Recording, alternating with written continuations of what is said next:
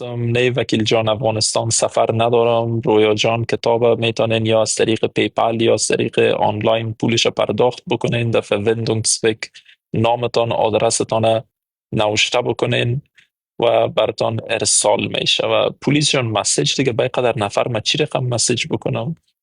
آمد میای، آمد جان میای کابلی.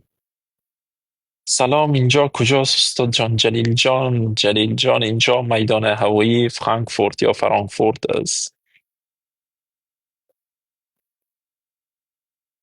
قیمت کتاب برای شاگردا و دوستانی که در لایف هستن 30 یورو، و کسانی که ارتباطات نزدیک دارن و خود به من نزدیک فکر میکنن 300 یورو. تشکر مریم جان.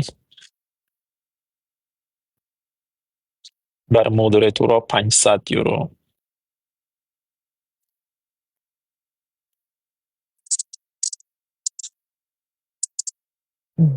اوکی پلیس جان. کنال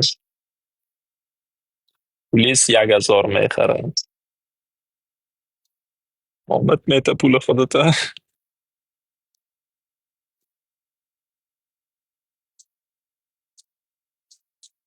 قیمت بلند شده میره مریم جان، هر قدر که وقت نزدیک میشه قیمت ها زیاد شده میره. معمولا شما که یک جای میرین فوتبال دیدن تکت وقت بخری ارزان، از دیر بخری قیمت میشه. آنلاین در مقابل لایف میخره و پلیس اولین جلدش به حساب پلیس 1000 خرید میخره. مگه استاد سابقا میگفتن قصاب آشنا. دقیقاً دقیقاً یگان گپا را باید آدم آهسته آهسته باید عملی کنه، در سایه عمل پیادهش بکنه. ما در افغانستان زندگی میکنم دوست عزیزم، خریدنش مهم نیست، روان کردنش مهم است. افغانستان ما چطور روان کنم براتان؟ اولین جلد مریم جان رفت بخیر.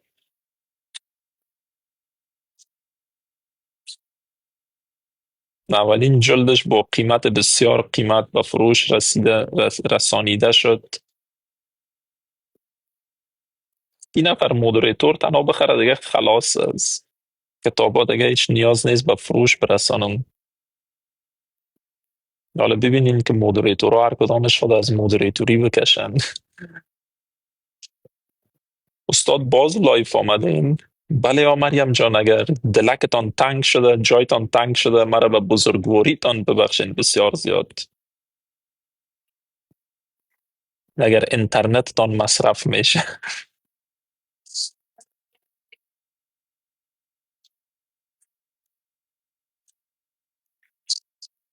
اینم پلیس جان جواب مسیجایتان میده کسایی که درباره کتاب سوال دارین.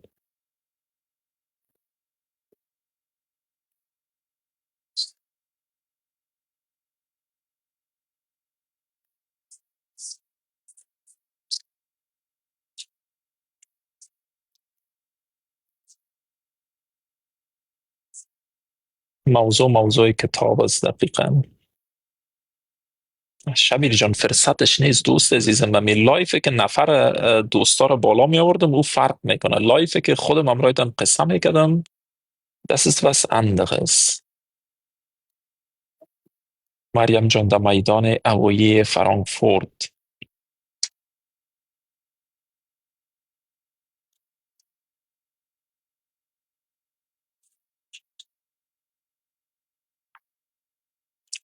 کسی که در وطن است چطور به کتاب دسترسی پیدا کنه؟ اینمی گپ ما هم نمیفهمم. که امی کسی که در وطن است چطور به کتاب دسترسی پیدا بکنه.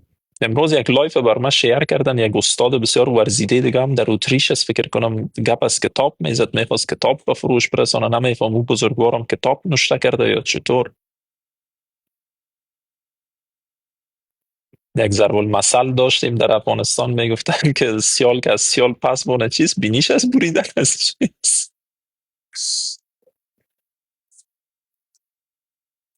کتاب نوشته کردن بسیار زحمت کار داره، بسیار شبها باید تا صبح بیدار بشینی، باید نوشته بکنی. کار یک شبه نیست که کتاب در یک شب نوشته کنی و صبح بیایی بگویی ما کتاب نوشته کردیم دوستان بیاین.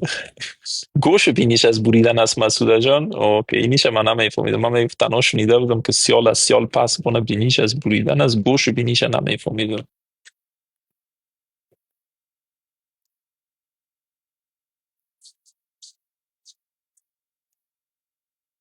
آن پلیس کامنت نوشته کرد دیگه کسانی که میگن کجا سفر داری خلاص شد که. لطیفی جان مدم یا افغانستان دوست عزیزم چی رقم ما بر خودت کتاب روان کنم؟ کتاب درباره زبان آلمانی است. اگر میخواین کدام کتاب داستان نوشته کنم گپ جدا است.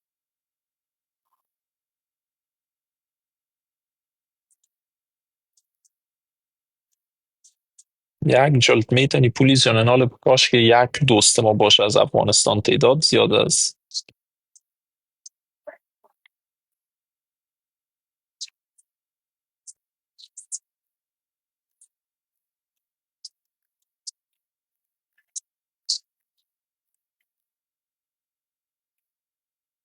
یک چیز دیگه هم هست که در میدان کار کردن هم برای یک تعداد خوشایند است. فکر کنم آدم اگر در میدان کار بکنه فضای خوشایند داره.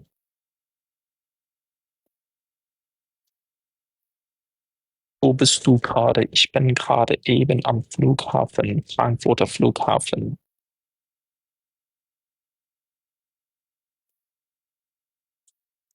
How are you? I am fine.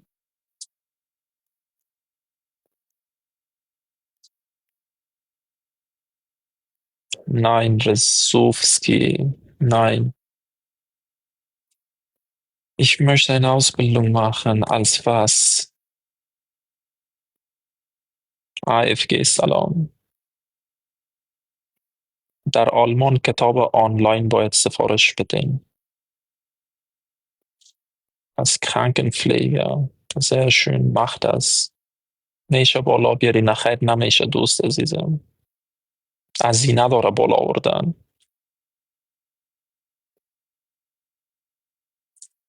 Baba Khano, thank you so much. I try my best to speak as good Farsi as possible.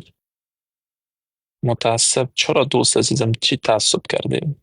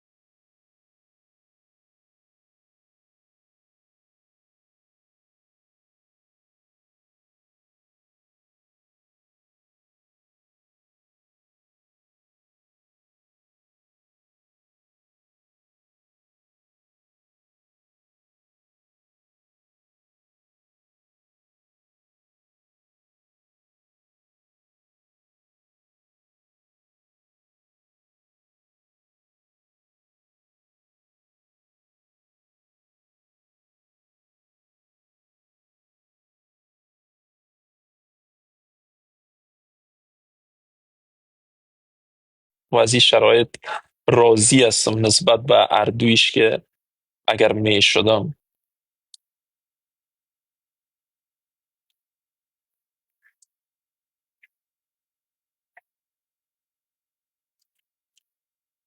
Ich habe in Afghanistan Wirtschaft studiert. Tajik.com, das habe ich mehrmals gesagt, was ich am Flughafen mache. مردم رو به این چیز قانع نیست.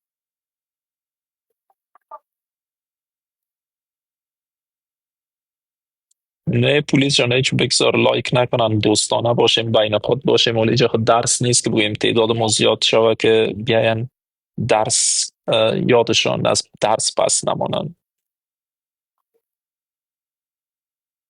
لطیفی این 40 ساله باشی اوسپیلدون کرده میتونی گپای ناحق است از 24 ساله بالا نمیتونی.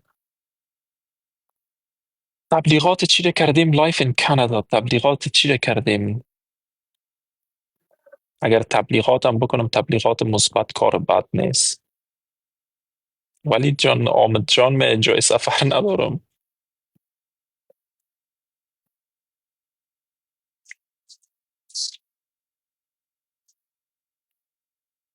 لایک کنین پلیس میگم خب پلیس خب میخواد سفر رشد کنه دیگه لایف این کانادا.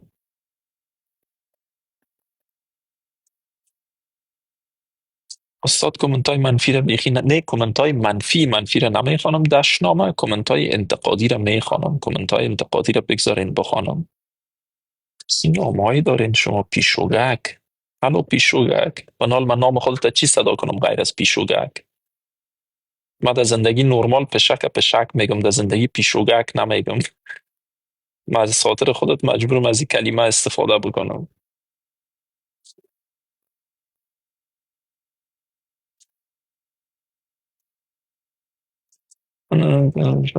برایم تعریف کنید در آلمان میخواین ترجمان شوین، ترجمان چی رقم ترجمان رسمی در محاکم یا در ترجمان که تنها در بانف و پولیتسای و جایا ترجمانی بکنین.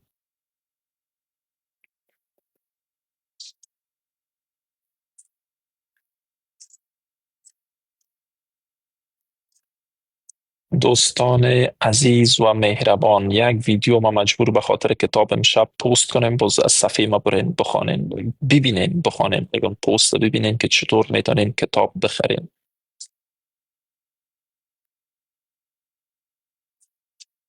سن از 30 بالا برم میتونم در پوانتون در بخش دندان. دوست عزیزم من اگر که در آلمان اینجا که کار میکنم یا درس میتونم کل چیز معلومات ندارم، من چی خبر دارم